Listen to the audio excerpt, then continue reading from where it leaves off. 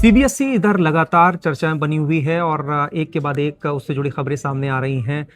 हमारे साथ कुलदीप राघव मौजूद हैं। कुलदीप, क्या कुछ बड़ी खबर है? सीबीएसई ने क्या कदम उठाया है इस बार? देखिए, सबसे बड़ा तो CBSE on screen marking system को लेकर एक बड़ा विवाद इस समय चल ही रहा है। रिजल्ट आने के बाद पहले रिजल्ट कम आया छात्रों का, फिर जब रिजल्ट कम आने पर सवाल उठाए गए तो सीबीएसई ने कहा कि हम जो ऑन स्क्रीन मार्किंग प्रक्रिया हमने अपनाई है, छात्र अपनी कॉपी देख सकते हैं और री इवैल्यूएशन करा सकते हैं। इसके बाद जब इसके लिए पोर्टल लॉन्च किया गया तो लगातार छात्रों के सामने समस्या आई कि पोर्टल में लॉगिन नहीं हो रहा है। कुछ लोगों का पोर्टल में लॉगिन हुआ तो पेमेंट फेल्ड हो गया।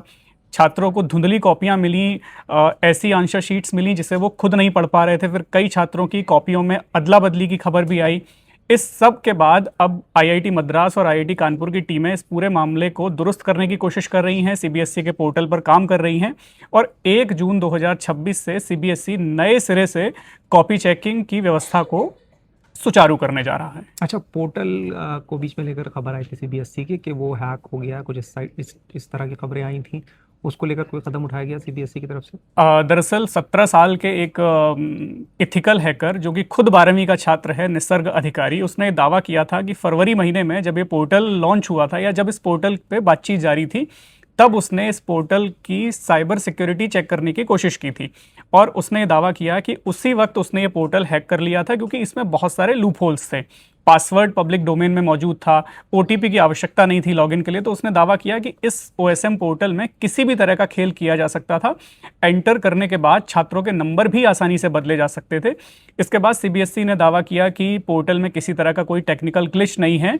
सीबीएसई ने उस आरोप को, उन दावों को सिरे से खारिज कर दिया, लेकिन शिक्षा मंत्री धर्मेंद्र प्रधान ने इसका संज्ञान लिया और सीबीएसई के वरिष्ठ अधिकारियों के साथ बैठक करते हुए इस पूरे मामले की जांच जो है, इस पूरे मामले की सुधार प्रक्रिया में आईआईटीज को शामिल किया। मद्रास और कानपुर, वो दोनों की टीमें लगातार लगी हुई हैं और जो भी तकनीकी खामियां हैं, चाहे उसे सीबीएसई स्वीकार करे या ना करे, वो दोनों की टीमें मिलकर तकनीकी खामियों को दुरुस्त कर रही हैं और अब 1 जून से दुरुस्त पोर्टल पर यह व्यवस्था फिर से शुरू की जाएगी। कुलदीप, आपको क्या लग रहा है, ये जिस तरीके से जो विवाद जो भी आया सीबीएसई को लेकर, कॉपीज को लेकर, और अब कहीं ना कहीं ये मरहम लगाने की कोशिश है सीबीएसई की तरफ से कि अगले साल का दावा किया जा रहा है। अभी तो फिलहाल यही हमारे सामने संकट है बड़ा।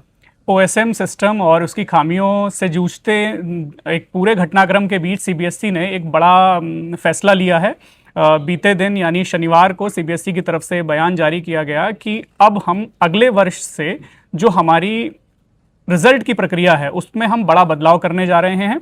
रिजल्ट के साथ छात्रों को डिजी लॉकर पर उनकी आंसर शीट्स भी मिल जाएंगी। ये एक बड़ा कदम सीबीएसई की तरफ से है। ये बड़ा बदलाव अभी तक भारत के इतिहास में देखने को मिलेगा अगर सीबीएसई ऐसा पुख्ता तरीके से इसे कर देता है कि पहली बार छात्रों को रिजल्ट के साथ उनकी आंसर शीट्स देखने को मिल जाएंगी। ये बहुत बड़ा कदम सीबीएसई नए साल से यानी अगले साल से इस बड़े कदम को उठाने जा रहा है। बिल्कुल बड़ा कदम है, क्योंकि कुलदीप, हमारे वक्त में हमें याद है ऐसा बिल्कुल होता था कि अगर आपको आंसर शीट देखनी है तो उसके लिए एक प्रोसेस था, लंबा फॉर्म भरना होता था, उसके बाद कुछ दिन का समय होता था, उसके बाद पूरा एक प्रोसेस आंसर शीट्स देखते थे। फिर उसके बाद अगर आपको उन आंसर शीट्स में कोई कमी नजर आ रही है तो फिर आप उसके लिए अप्लाई करते थे, वहां एक फीस सबमिट करनी पड़ती थी। वो एक बड़ा प्रोसेस था।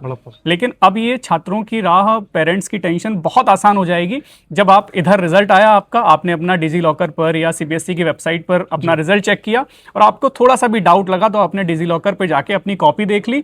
उसमें आपको कैसे मार्क्स मिले हैं, कहाँ कहाँ मार्क्स मिले हैं, एग्जामिनर ने आपकी कॉपी पर क्या क्या टिप्पणियां लिखी हैं।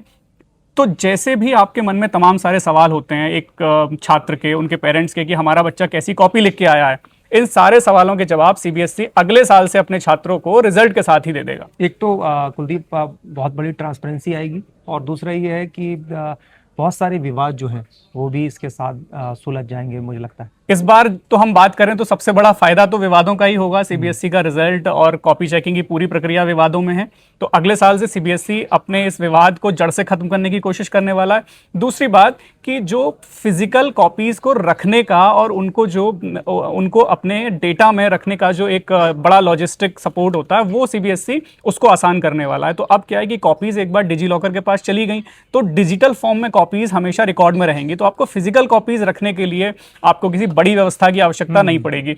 और जब हम आत्मनिर्भर भारत और डिजिटल इंडिया की बात करते हैं तो उसमें ये जो सीबीएसई का कदम है ये कहीं ना कहीं एक बहुत बड़ी भूमिका निभाएगा, क्योंकि विदेश में कई जगह ऐसा किया जाता है कि एक तो विदेश में सीबीटी मोड में एग्जाम, लेकिन वो डेटा को ऑनलाइन मोड में अपने यहाँ रखते हैं, ना कि फिजिकल मोड में। तो ये एक बड़ा बदलाव सीबीएसई करने जा रहा है। उम्मीद करते हैं कि बाकी बोर्ड्स भी इस तरह का कोई फैसला, जैसे यूपी बोर्ड है, राजस्थान बोर्ड है, मध्य प्रदेश बोर्ड है, ये देश के बड़े बोर्ड्स माने जाते हैं, क्योंकि इनमें लाखों छात्र हर साल बैठते हैं और कॉपी चेकिंग वाली, कॉपी देखने वाली समस्याएं छोटी मोटी सब जगह आती हैं जी। मुझे लगता है कि सीबीएसई का जो ये फैसला है ये नज़ीर बनेगा बाकी बोर्ड्स के लिए, बाकी एजुकेशन सिस्टम के लिए भी। जी ज़रूर।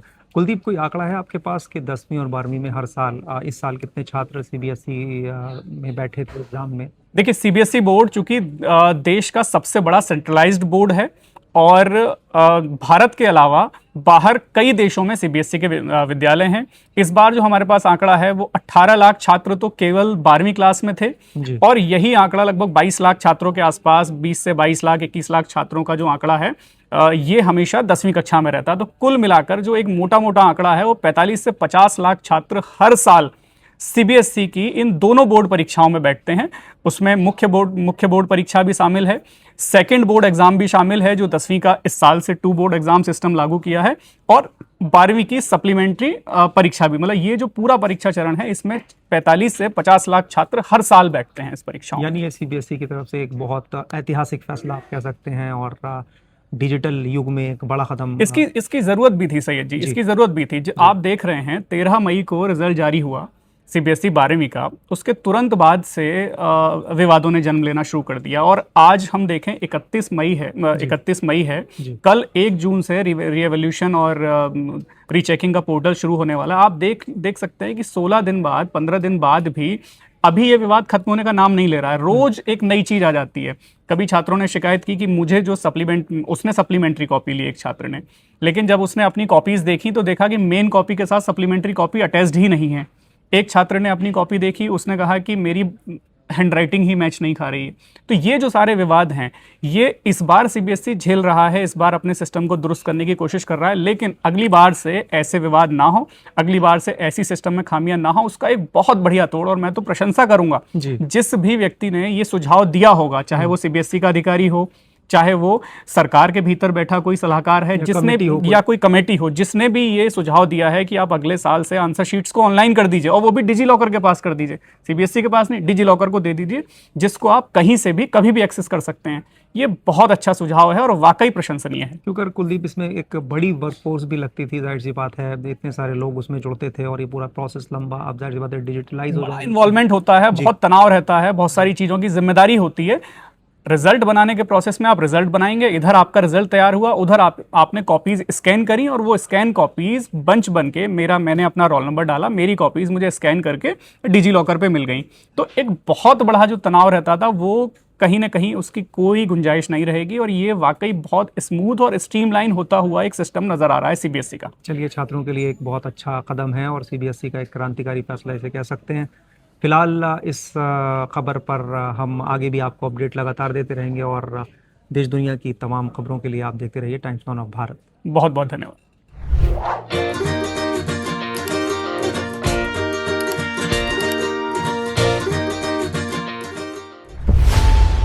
खबरों की रणभूमि में यहां शोर नहीं, सोच लड़ती है, जहां शब्द नहीं, फैक्ट्स वार करते हैं और हर सवाल खोलता है सच की नई परत।